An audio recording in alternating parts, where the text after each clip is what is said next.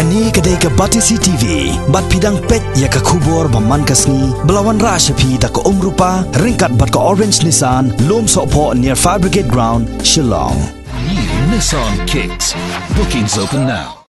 Vice President ke United Democratic Party, uba Allan Dkhar, ulakan thok ting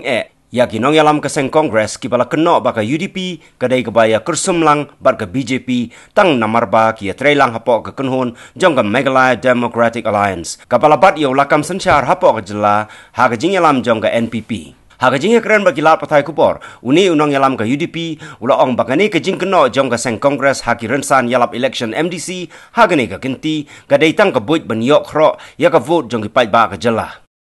Here we see very clearly that the Congress as a party by itself is not sure of what they want.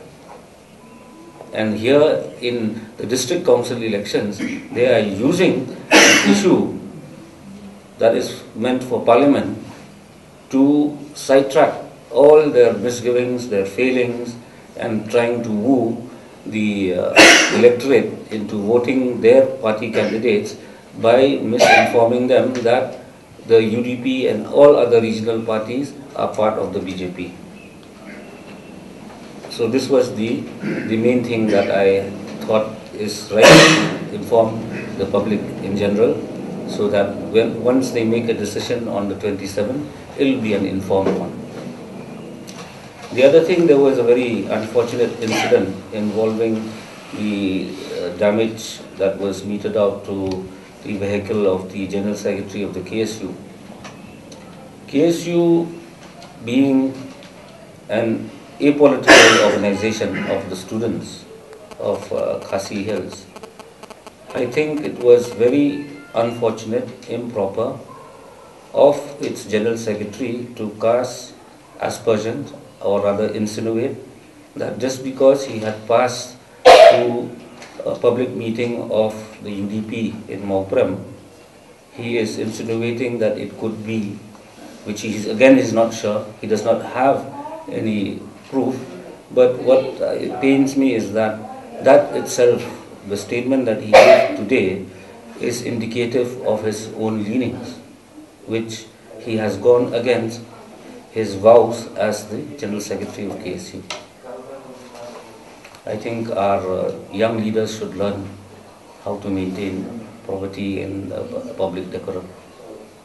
Isko bakadai ke buram ban pediang jungkat subha bagi ong ba minyo ban ya don lang boro ki seng trairi nang ni na buat khan lam mi bangin address ya kini ki jinge ki bagani ka thai de kundo ka bakta ru ya ka jela ni minhalia